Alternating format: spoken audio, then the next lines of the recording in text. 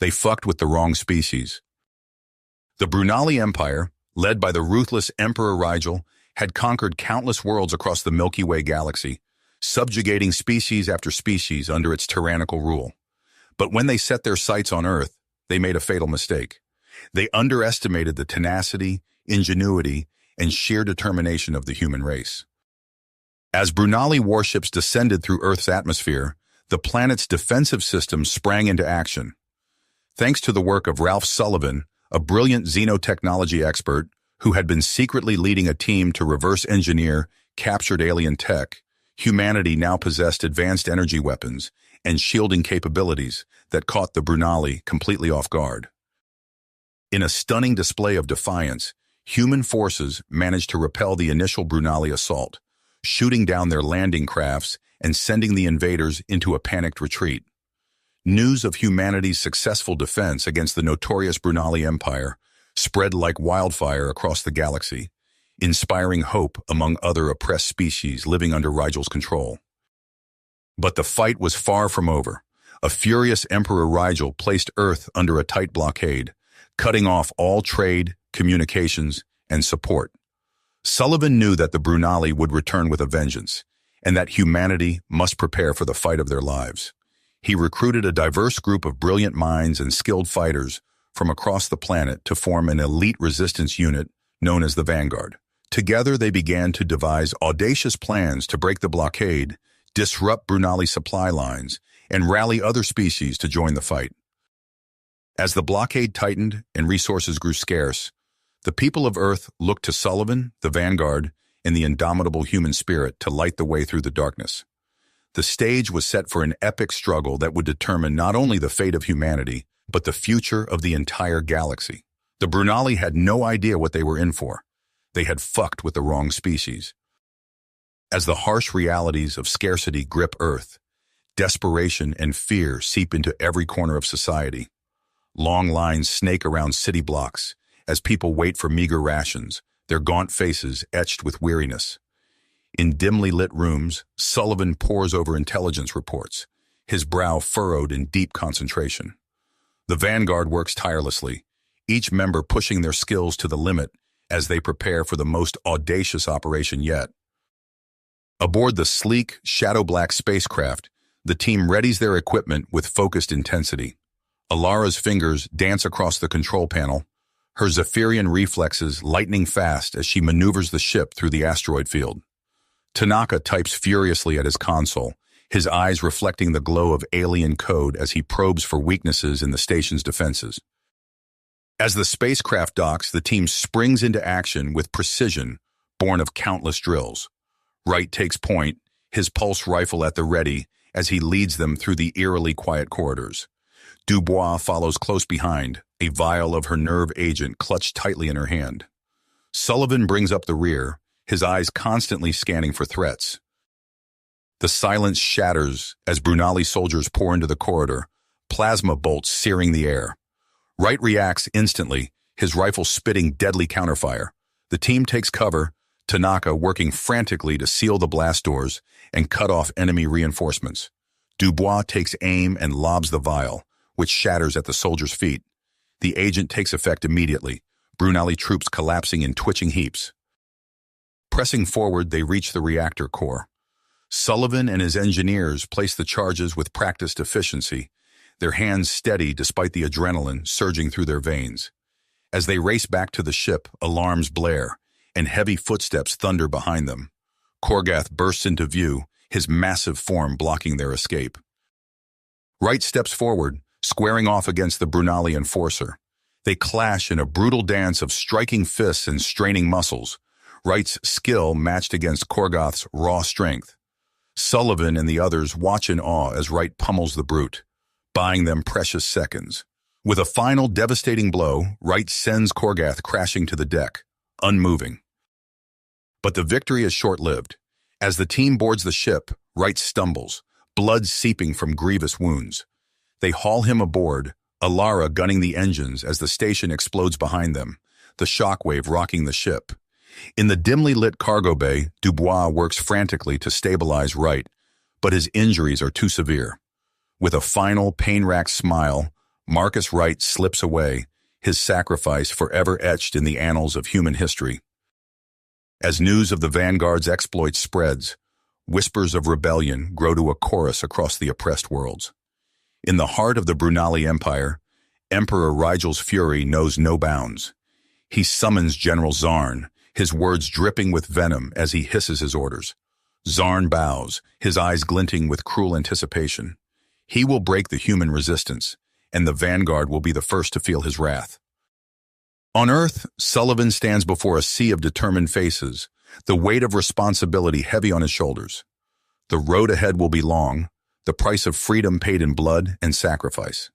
But as he looks out at his fellow humans, Sullivan sees the same fire that burns within his own heart, the unquenchable flame of the human spirit, ready to light the way through the darkness. The Brunali may have numbers and technology on their side, but they will soon learn the true strength of the species they dared to underestimate. The war has only just begun, and humanity will not go quietly into the night. Sullivan's fingers flew across the holographic display, decrypting the latest intelligence reports. His eyes widened as he processed the information. "Tanaka, get in here!" he barked into the comms. Moments later, Akira Tanaka burst into the command center, his usually calm demeanor replaced by almost unchecked excitement. "You saw it too, sir?" he asked, already pulling up his own data streams. Sullivan nodded grimly. A coded Brunali transmission. Something about a new weapon. This could be what turns the tide, for them or for us. Tanaka's fingers danced across the air, manipulating data with practiced ease. The encryption is unlike anything I've seen before, but there's a pattern. Yes, I can crack this. As Tanaka worked his digital magic, Sullivan's mind raced. If the Brunali had developed a superweapon capable of neutralizing Earth's defenses, all their victories so far would be for nothing. "I've got it," Tanaka announced, his voice tight. "Coordinates for a research facility deep in Brunali space. Whatever they're cooking up, that's where we'll find it." Sullivan's fist tight. "We need eyes inside that facility. Tanaka, you're our best shot at infiltrating their systems. Take Dubois. Her expertise in biochemistry might prove crucial." Gabrielle Dubois materialized from the shadows, her lithe form belying her lethal skills. "When do we leave?" "Immediately," Sullivan replied. "You'll pose as Brunali scientists. Get in, get the data, get out. The fate of Earth may well rest on what you discover." As Tanaka and Dubois prepared for their mission, Sullivan turned his attention to another pressing matter. Intelligence suggested a vulnerable Brunali supply depot, a tempting target for their resource-starved forces. "Volkov," Sullivan called, summoning the grizzled tactician. "I need you to lead a strike team. Hit that depot hard and fast." Alexei Volkov's scarred face creased in a frown. "It smells like a trap, Sullivan." "I know, but we can't afford to pass up the opportunity if it's genuine. Use your judgment, but remember, we need those supplies." Volkov nodded, already formulating strategies in his mind. Days later, Sullivan paced anxiously in the command center. Two critical operations were in play, and the tension was palpable. A burst of static crackled over the comms. "Sullivan, we're pinned down!" Volkov's voice cut through the noise, punctuated by the sound of plasma fire. "It was a trap, just as we suspected. Brunali forces everywhere." Sullivan's fist clenched. He had sent good people into danger, knowing the risks. Now they were paying the price. Before he could respond, another transmission broke through. "Sullivan, this is Tanaka. We've breached the facility's network. You're not going to believe what we found." Tanaka's voice was strained, fear evident even through the distorted signal. "They're developing a nanoweapon, sir, designed to target human DNA specifically. If they deploy this..." Sullivan's blood ran cold. A weapon that could wipe out humanity while leaving Brunali soldiers unharmed. It was a nightmare scenario. "Get out of there, Tanaka. We need that intel," Sullivan ordered, his mind already racing ahead to their next move. As the transmissions from both teams continued to stream in, Sullivan made a decision. They needed help, more than what Earth alone could provide. He opened a secure channel to their Zephyrian allies. "Alara, it's Sullivan. We need your help. And not just you. We need the full might of the Zephyrian fleet. Alara's melodic voice replied, tinged with concern. What's happening, Sullivan? The Brunali have crossed a line. We're not just fighting for Earth anymore. We're fighting for the survival of our species, and we can't do it alone. As Sullivan briefed Alara on the situation, reports flooded in. Zephyrian fighters had turned the tide of Volkov's battle, snatching victory from the jaws of defeat. Tanaka and Dubois had escaped the research facility, their vital intel secure. Sullivan allowed himself a moment of hope. With the Zephyrians at their side and the threat of the nanoweapon exposed, they had a chance to rally other oppressed species to their cause. But as he looked at the galactic map, watching Brunali forces regroup and strengthen their positions, Sullivan knew the real fight was just beginning. The Brunali Empire would not go down without unleashing every weapon in its arsenal. He opened a channel to all Vanguard operatives. This is Sullivan. As of now, we are at war. Not just for Earth, but for every world under Brunali oppression. Prepare yourselves. We strike back, and we strike hard. Sullivan's words echoed through the command center as he ended the transmission. The air crackled with nervous energy as operatives rushed to their stations, preparing for the offensive that would shape the fate of humanity. Alara Vex strode into the room, her silver eyes gleaming with tenacity. The Zephyrian fleet is ready, Sullivan. We've brought some friends, too. Behind her, a towering Krelara warrior ducked through the doorway, his scaled skin glinting under the harsh lights. I am Rakthor, he rumbled, baring razor-sharp teeth in what passed for a smile among his kind. My warriors stand with Earth. Sullivan nodded, relief washing over him. Welcome, both of you. We'll need every ally we can get for what comes next.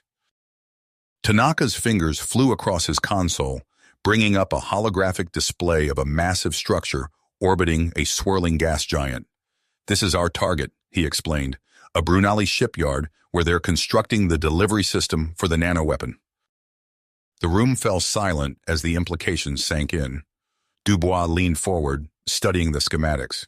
If we can destroy this facility... We buy ourselves time, Sullivan finished. And maybe, just maybe, we can end this war before it consumes us all. Hours later, Alara's stealth craft sliced through the void, a ghost among the stars. In the cramped hold, human marines checked their weapons alongside Krelara warriors and lithe Capran infiltrators. Sullivan felt the familiar weight of command settling on his shoulders as he addressed the assembled strike team. You all know what's at stake, he said, his voice steady. We hit hard, we hit fast, and we don't stop until that shipyard is space dust. For Earth, for freedom, for every species ground under the Brunali boot, we end this today. The ship shuddered as it passed through the shipyard's outer sensor grid. Alara's voice crackled over the comms. We're in. 30 seconds to insertion. Sullivan turned to Tanaka. You know what to do. Get that virus uploaded and turn their own defenses against them. Tanaka nodded, his face set in grim lines. Consider it done. The loading ramp hissed open, revealing the cavernous interior of a Brunali docking bay. Sullivan raised his weapon.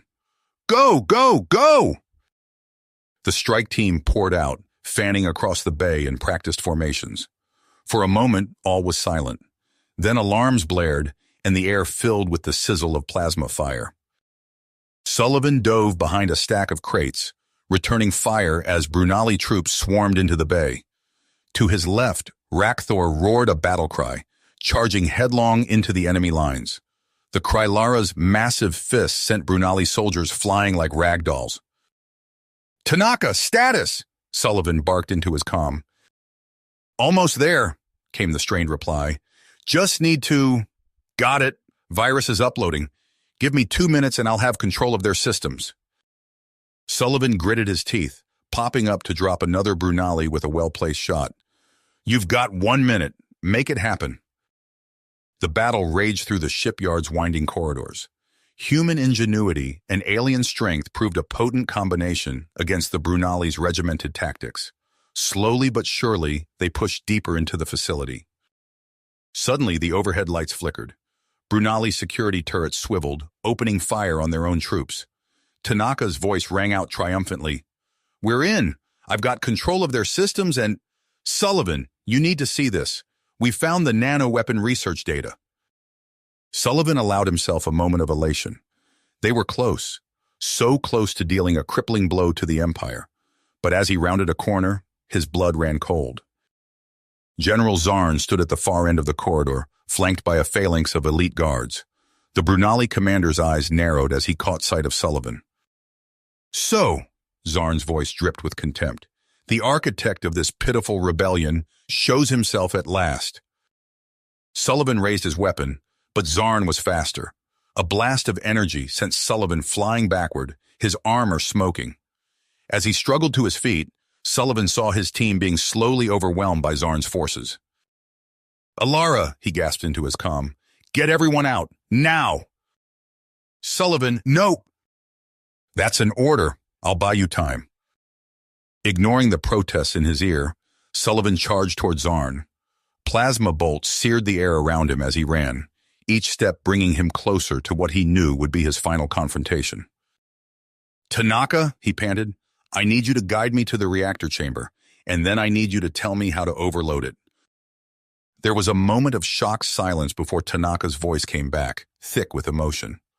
Understood, sir. It's been an honor. Sullivan allowed himself a grim smile as he ducked into a side passage, Zarn's furious shouts echoing behind him. The Brunali Empire had no idea what they'd unleashed when they targeted Earth. And now, with his final act, Sullivan would show them the true cost of their arrogance. The reactor chamber loomed ahead, a pulsing heart of awe-inspiring energy. As Sullivan sprinted toward the control panel, he heard heavy footsteps approaching. He knew without looking that Zarn had followed him. With Tanaka's guidance, Sullivan's fingers flew across the controls. Warning klaxons blared as the reactor's safeguards disengaged one by one. Energy readings spiked, the chamber filling with a blinding light. This ends now, Sullivan growled, turning to face Zarn. The Brunali general's eyes widened as he realized what was happening. You fool! You'll kill us both! Sullivan stood tall, defiant to the last. For Earth, he said simply. For freedom. The world turned white as the reactor breached containment. In that final searing moment, Sullivan thought of Earth, of the friends and comrades he was leaving behind. He hoped it would be enough. The explosion tore through the shipyard, a miniature sun blossoming in the void. As the blinding flash faded, Alara's ship streaked away from the devastation, carrying shell-shocked survivors. In the cramped hold, Dubois stared at the swirling gases where the shipyard had been, her face a mask of grief and drive. Sullivan was gone, but his sacrifice had given them a fighting chance. She stood addressing the battered but unbowed strike team. We've dealt the Empire a crippling blow, she said, her voice steady despite the ache in her heart. But our work is far from done. Sullivan gave his life to buy us this opportunity. Now it's up to us to finish what he started. As human and alien alike nodded in grim agreement, Dubois felt the mantle of leadership settling on her shoulders. The vanguard lived on, and the final battle for the galaxy's future loomed on the horizon. Dubois' eyes swept across the battered faces of the vanguard and their alien allies. The loss of Sullivan hung heavy in the air, but there was no time for mourning. She squared her shoulders and addressed the assembled forces. We've struck a blow against the Empire, but our work isn't finished. Sullivan's sacrifice has given us an opening, and we're going to use it.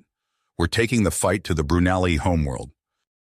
A ripple of surprise ran through the crowd. Tanaka's eyes widened. The homeworld? That's suicide! It's our only chance, Dubois countered. We hit them now while they're reeling, or we lose everything. As the Coalition fleet emerged from the asteroid field, a sea of ships stretched before them. Human vessels flew alongside the sleek Zephyrian cruisers and the massive Kryloran dreadnoughts. Dubois stood on the bridge of the lead ship, her heart pounding as they approached the Brunali system. The first volley from Emperor Rigel's armada lit up space like a supernova. Plasma fire erupted from countless gun emplacements, battering the Coalition's shields. Evasive maneuvers, Dubois barked. Return fire. The bridge rocked as their ship took a direct hit. Alarms blared, and crewmen scrambled to contain the damage. Through the view screen, Dubois watched Allied ships explode into silent balls of flame. On the ground, Tanaka's voice crackled over the comm. "We're in. Kryloran teams are moving to disable the planetary defense grid." "Copy that," Dubois replied. "Volkov, status on the drop teams?" "First wave away," the Russian's gruff voice responded. "We're taking heavy fire, but we'll get it done." Alara's nimble fingers danced across the ship's controls as they dove toward the planet's surface. Brunali interceptors swarmed around them, filling the air with deadly energy bolts. "Hang on!" the Zephyrian pilot shouted as she sent their craft into a stomach-churning roll. Dubois gritted her teeth, clutching her harness as the ship shuddered under the assault. A Capron vessel to their left erupted in flames, spiraling toward the ground. One by one, their alien allies made similar runs, drawing fire to allow the human transports through. The moment they touched down, Dubois was moving. She led her Marines out of the smoking wreckage, plasma rifle at the ready. The air was thick with the acrid smell of burning metal and ozone. "Tanaka, we're groundside," she reported. "What's our status?" "Defense grid is down," came the reply, "but we've got heavy resistance near the industrial sector. Volkov's team is pinned down." Dubois nodded to her squad. "Let's move, people. We've got friendlies to extract." They fought their way through the streets of the Brunali capital, every step contested. Imperial guards poured from buildings and barricades, their faces twisted with hate. Dubois watched her soldiers fall, human and alien alike, but pressed on. Halfway to the palace, they linked up with Volkov's battered team. The Russian tactician's face was streaked with blood and grime. "Glad to see you made it," Dubois said, clasping his arm. Volkov grunted. "Took you long enough. What's the plan?" "We push for the palace. Rigel's in there somewhere, and we're going to end this." As they fought their way forward, Tanaka's voice came over the comm again. "Dubois, I've got control of their orbital defenses. Brunali fleet is in disarray." "Good work," she replied. "Keep the pressure on. We're almost—" Her words were cut off as a Brunali sniper's shot grazed her helmet. Dubois dove for cover, returning fire. The air was thick with plasma bolts and the screams of the wounded. Finally, they reached the palace gates. Dubois looked at her ragtag team, humans, Krelorans, Caprins, all battered but determined. She hefted her rifle. "This is it," she said. "No matter what happens in there, remember, we're making history today." With a nod to Volkov, she signaled the attack.